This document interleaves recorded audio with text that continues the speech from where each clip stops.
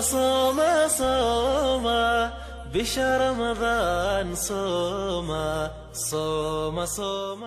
السلام عليكم ورحمة الله وبركاته. وولالكن عبد الناصر طيب وإذن له سو دواده وحافظنا نقصو هيسا سيدا الله سعوتان با بشي بركة سنيد رمضان وحان إذن هو تلقلني جدول متكاسو عاد استعمال دونتان انت لو قد جرو بشهر رمضان.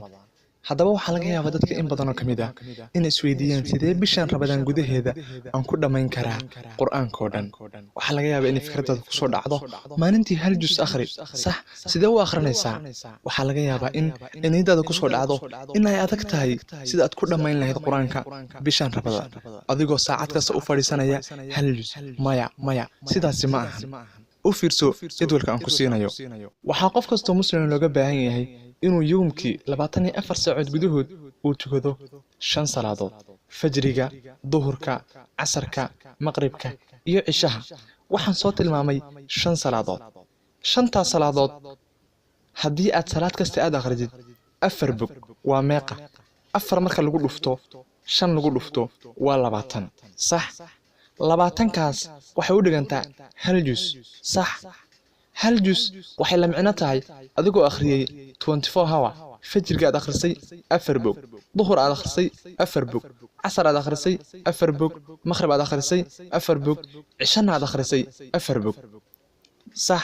4 bog oo aad akhrisid 5 waqtiyood waxay la micno tahay adigoo akhriyay 24 saacadood gudahood 20 bog. la soco 20ka bog waa hal juz. waxaad yawmkii 24 saacadood gudahood ku dhamaynaysaa hal maalin waa hal juz. 30 maalmoodna waa 30 juz. hagaag maasha Allah. waxaan filayaa haddaba in aad ka bogatay jadwalkan. waxaan kaa codsanayaa in aad jadwalkan aad faafisid. ilaahayow mid alaala mid kastoo faafiya miisaankiisa xasanaadka u cusle. ilaahayow ka waraabi durdurrada jannada.